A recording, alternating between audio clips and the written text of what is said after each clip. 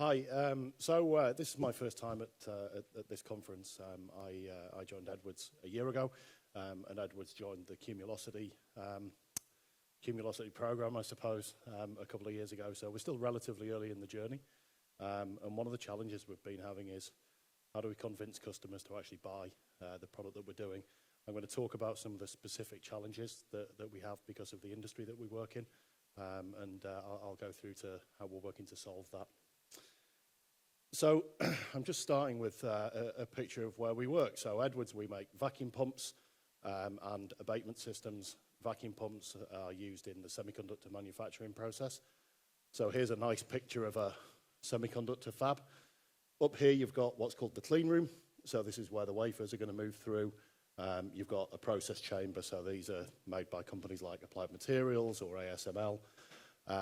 And almost all processing in semiconductors is done under vacuum. Different levels of vacuum depending on the chemistry or physical process that's going on. So you've got the process chamber is then connected through various pressure control devices. You've got high vacuum pumps here. Then you've got thermal management systems down to dry pumps and abatement systems. Abatement systems turn the nasty byproducts from the process into something a bit nicer. And things that you can actually pass out to the atmosphere. So we've been working on smart manufacturing as part of this for quite some time. The idea of being able to link together the process knowledge that we get from the customer, the knowledge of the machines that we've got, and our insights from our field service technicians, and then combining that with data to be able to sort of really enable the smart factory and make the vacuum pumps run much more efficiently.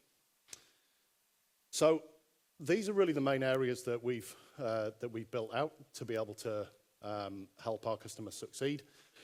Equipment monitoring, which is obviously something that's sort of at the heart of Cumulocity as well, the ability to visualize data. Equipment service, this is our field service technicians who will work on the customer site. When something's going wrong with the pump, they'll go and figure out what's going on and they'll replace it or fix it. And then finally, we've got predictive maintenance. The driver towards predictive maintenance is really a function of the impact of failure of part of the vacuum system during processing. So the way you actually create a microchip, you either etch materials from a wafer or you deposit materials on a wafer. And the gases that cause that run down into the vacuum system. And if they're going to etch away on a silicon wafer, they'll happily etch away on the steel in a vacuum pump. Or if it's going to deposit on a wafer, it'll go down the vacuum system and it'll deposit on the vacuum pump. And over time, these deposits will build up and eventually the metal will stop spinning and you no longer have vacuum. And that's a big problem. Now, what makes that even more difficult is the making a microchip takes about 350 to 400 individual steps in the clean room. About the first 70 steps are building the transistor. And then from step 70 onwards is doing all of the interconnects that actually make all of the transistors link together and make the processor or memory or whatever the hell it is do something useful. The wafer becomes more expensive. Sorry, it becomes more valuable the further along that process you get, right? When you're at step one, obviously it's worth the cost of a silicon wafer. By the time you get to step 370, it's worth, let's say 250 times the cost of an i7 processor from Intel because you get 270 devices on a wafer. So the wafers become extraordinarily valuable as they go through the process. And one of the things that makes that difficult from a vacuum point of view is very early in the process, the chemistry is very clean. So while we're building the transistors and the wafers are, comparatively cheap because they've not done much processing, the vacuum pump will never fail because the chemistry is really, really clean. And these things will run for years and years and years and you'll never touch them. Then as you get into the nasty chemistry, you're at the point where the wafers have becoming more expensive. A vacuum pump failure is pretty catastrophic. There's some equipment called a diffusion furnace. These will process 100 wafers at a time. You're depositing materials with that. If a vacuum pump fails during that process, you're anywhere up to about $2 million worth of product that dies because of a vacuum pump, which is worth $50,000-$60,000. So being able to predict that failure becomes really, really critical. The way customers have been managing that is saying, well, The pump will fail after, let's say, 6 months, so let's just replace it after 2 months. They become incredibly risk averse. And of course, that's got costs associated with it. There's all sorts of process problems. So we've been working on predictive maintenance to be able to predict failure of the pump so they can make smarter decisions on when to replace them. So our path to predictive maintenance is really this. We started effectively with a SCADA system to monitor parameters way back in the day. We built something called Fab Suite, which was just connecting to more and more Fab equipment. Then FabWorks was rewritten really to give a better user experience. Then we introduced EdCentra, which was to implement the predictive maintenance capabilities. So I think it's fair to say that these two we're very, very good at. And then predictive maintenance, we're still learning how to do it. So with EdCentra, we built the first capability of doing predictive maintenance, and we learned a lot, but we also learned what we couldn't do very well. So then, one of the big problems we've got is how we protect our IP. So our customers expect to understand anything that their process is reliant upon. So a company like Intel, if you sell them a piece of equipment, and obviously the equipment will have some electronic circuits in it, if you have to change the supplier of a resistor on that circuit board, you're required to tell the customer, and then they'll re-qualify the piece of equipment with that circuit board where all that's changed is a resistor. So these are people who expect to know literally everything about their process. And yet we're coming along with a predictive model which is effectively a black box because we want to protect our IP. We don't want the customer to know how we've built the models because ultimately they have access to the same data that we do. They can query our pumps and get exactly the same data set that we do. So in theory, they can build the same models themselves with the caveat that we've got domain knowledge of the pumps, right? So we've been talking to customers a lot and they always tell us, oh, well, we can do this ourselves. We don't need to pay Edwards for this. And the response is, well, off you go. Call us in 6 months' time when you haven't built it yourself, and we'll still be here. So we really don't want them to see the internals of the models. So into this came Cumulocity. Really, we picked Cumulocity because of its ability to scale. We knew that we needed to be able to run more advanced machine learning-based models. What we'd built into EdCentra was really rules-based predictive capabilities, and we wanted to be able to use just the more modern tools ultimately to be more accurate. And we also wanted to farm out some of the boring stuff to the good people of Software AG who seem to care about these things in a way that we don't. I have no interest in being in the database management business. I'm quite happy to let Cumulocity figure all of that out. I've got no real interest in cloud scaling. I did all of that earlier in my career. I'm happy to let Software AG sort that out. What we know about is vacuum pumps and how to use data and augment it with our domain knowledge. So Cumulocity came along to really help us focus on what we know best. And this is just I've nicked this clearly from a sales presentation because here's a tick chart of what EdCentra 2, which is Cumulocity's offering. So as part of this, we started on reworking our model building process. Because we're going to start using more advanced models and machine learning, we needed to think more about how we could tune the models. So what we've got on the left side here is the pump parameter data. So we built a very lightweight data gathering tool. You can put it on a laptop, you stick it in a customer's site, run it for 3 months, 6 months, however long you like, and it'll gather once per second current, voltage, pressure, temperature, stuff like that off the vacuum pump. So we take that data and we augment it with measurements from our service centers. So when a pump's gone back for service, how much deposition was in the pump? How much erosion is there in the pump? And by comparing the real-time data with qualitative measurements that we take on the physical pump, you can start using those things to build a predictive model. So what we've been doing to improve our model building process is we take those parameters, we run it into a model simulation, which is running on Azure. The results of that simulation get spat into another in Azure database. And then, we look at what the output of the model is. Our domain experts review it. We make a decision on whether or not the model's performing as we expect. Then we feed back, maybe change the model parameters, run it again, the output changes. And we iterate that through that as many times as we want. And ultimately, that was what we were working on. It was almost entirely a tool to improve the performance of our data science team.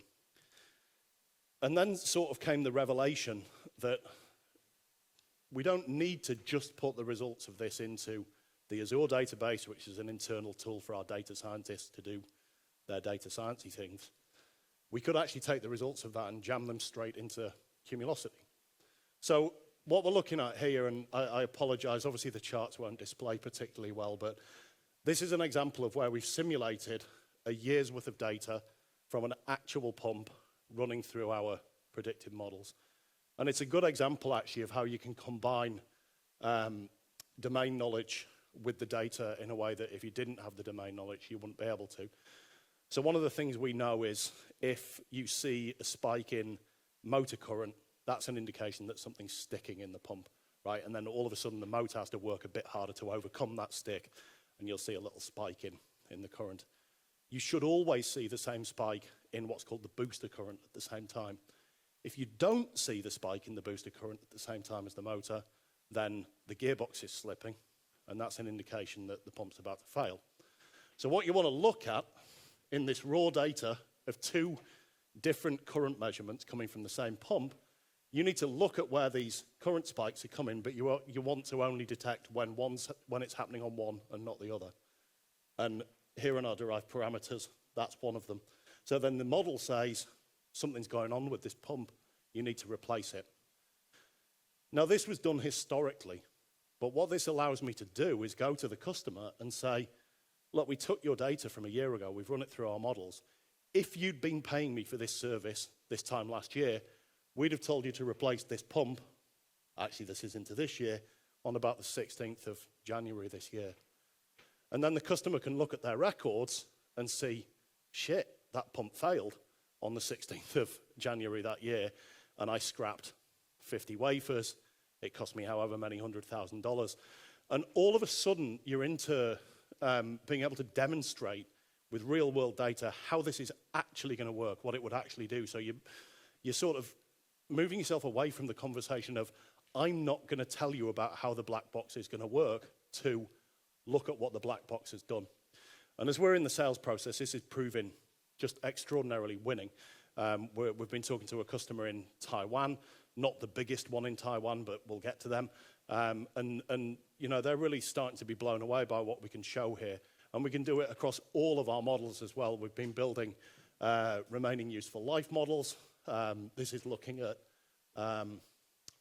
this is a silicon nitride process, so this is deposition. And we can say to the customer, the remaining useful life model would have been telling you at the beginning of February that you'd got, say, 60 days of life left on this pump. Now, obviously, in reality, remaining useful life, the customer would just be looking every day and seeing how many days there are left on that pump. But you can't, in a sales process, say that's what it does, because they'll just think, well, all they've done is got a counter that ticks down once every day. But we can show them this and say, look, the model is more sophisticated than that. As different things are happening to the pump, the model doesn't just go down linearly. Same thing for another process. This is a corrosive process. Unfortunately, the colors have come out really, really badly here. This is a particularly good example. So a couple of months before pump failure, this isn't actually pump failure, this is the pump being replaced. But there's a color here where we start alerting something's going on with this pump, right? It's telling the customer that the system's engaged, the model's detected something. Then a bit later on, the colors are different, but we give them a warning, which is to say, you really need to start planning to replace this pump now because something's definitely about to fail. And then as it was on this one, the customer did actually replace the pump, so they never got into the alarm state, and the alarm state is there to tell them, don't start running any silicon on this process tool, it is going to fail. So again, we can take this with just multiple different models. We can go to the customer and we can show them very, very precisely, if you give us money, this is what it'll do, this is what it would have done, and then the customer can back that into their own experience.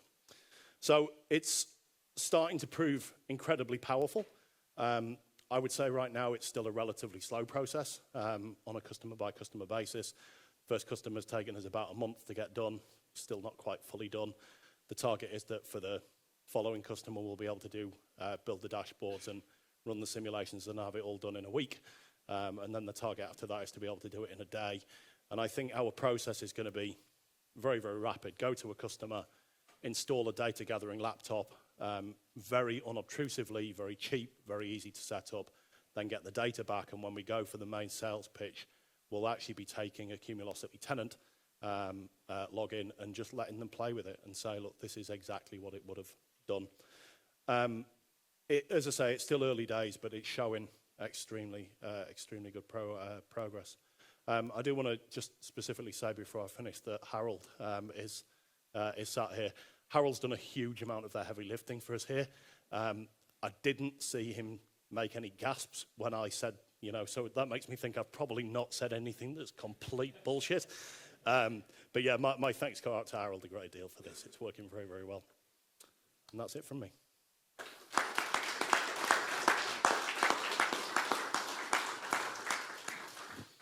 Thanks a lot, Paul. Before you drop down, are there any questions to Paul? Okay.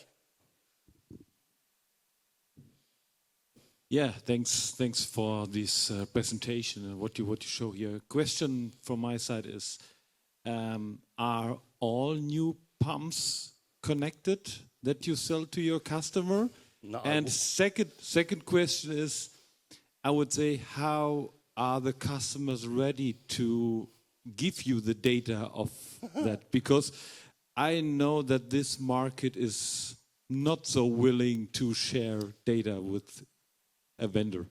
Yeah, welcome to my hell. So every new pump is not connected. In actual fact, our current generation of pumps, we can't connect particularly easily. They're not IoT enabled.